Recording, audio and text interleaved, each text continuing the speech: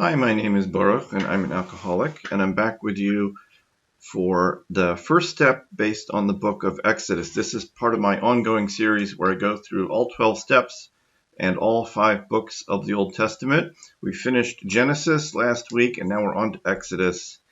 And I hope you'll join us for this journey through the 12 steps with inspiration from the Bible. So we're going to start with Exodus 1:1, that's the very beginning of the book of Exodus. And just briefly, if you're not familiar with the Old Testament, so Genesis is like the book that explains like where everybody comes from. It's about Abraham, the first monotheist, and his son Isaac and his son Jacob, who had 12 sons who constitute the 12 tribes of Israel. Exodus deals with the captivity of the Israelites in Egypt. They were slaves under Pharaoh, and then they escaped. And you may have heard of this as a very famous part of the Bible, obviously. The Exodus, the leaving of Egypt. The Israelites leave Egypt. They break out of slavery after centuries of slavery. Was a big movie about it called The Ten Commandments with Charlton Heston playing Moses. You can't miss it. It's a very famous story, but there's a lot to it. And what if you haven't read Exodus, what you may not realize is it starts with this verse. It says, "These are the names of the sons of Israel who came into Egypt with Jacob. Every man came with his household." The book of Exodus. And what's interesting is in Hebrew, it's not called Exodus, it's called Shemos, which means names. It's the book of names. And so the book starts in it, and the verse then lists the names of the basically the grandchildren and grandchildren of Jacob, 69 people who came down from the land of Israel into Egypt because there was a famine. They came down to Egypt and they stayed there, and then they became enslaved there. So this is the beginning of the book of Exodus, listing the names. And so we can learn we can learn a lot about recovery from this, but for the first step, we admitted we were powerless over alcohol, that our lives had become unmanageable. The first step is obviously the most important step to take, because if you don't take the first step, you won't take the second, third, fourth, fifth, and so forth. And for some people, it can be the hardest step to take. And in some cases, it's actually an easy step to take. It's interesting, if you hang around recovery long enough, you'll see people who are like, yep, I get it. I'm an alcoholic. I'm powerless. They have no trouble admitting it. What they may have trouble is the follow-up, staying sober and working the steps. But you got to start somewhere. And admitting you're powerless over alcohol, this resonates a lot with the story of the book of Exodus. The book of Exodus is about a group of people who were free, who then became enslaved. And they became powerless. They went from having power over their own lives to having no power over their own lives. Their lives had become unmanageable. It wasn't their fault, but they were enslaved. And there is, at least in my view, a connection.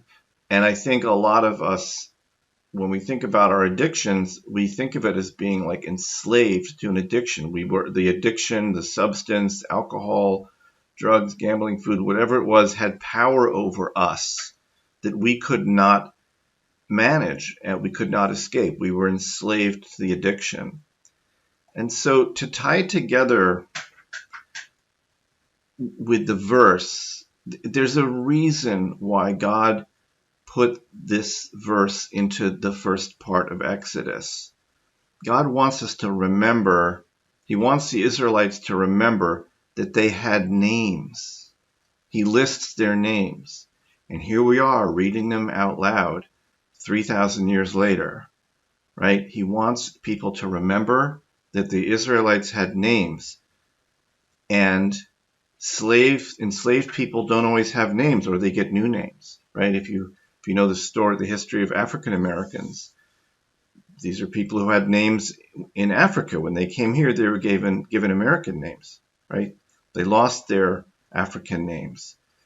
And in the same way, for some of us, We lost control of our identity when we went into addiction and alcoholism. And literally, this can be true. I know people who, I have this example here. The guy, his name is Jeff, but when he was using, people just called him Dog. That became his street name. Hey, Dog. Hey, crackhead. He's not Jeff anymore. He's just Dog. And maybe you can relate. The addiction robbed you of your identity. The enslavement to addiction robbed you of your identity. You're like a free person who was sent into slavery. This is what the verse is telling us, that we should have hope. We can become free again. We can become free again if we do the work. Exodus, exit. Exodus means exit, means leaving in, I think, Greek. We can have our own exodus. We may be enslaved to addiction today, but we can have an exit. We can exit addiction. We can have our own personal exodus. And that means reclaiming our names. When we stop being enslaved, we can reclaim our names and our identity. We can go back to being Jeff. You don't have to be crackhead anymore. You don't have to go by that name anymore. And another thing to think about is that this verse is about a family. It's a big family, 12 children and a bunch of grandchildren. But this may also make us think about our families. Did our drinking and using affect our relationships with our families? Did they have a different name for us when we were drinking and using? That's maybe our families called us something different.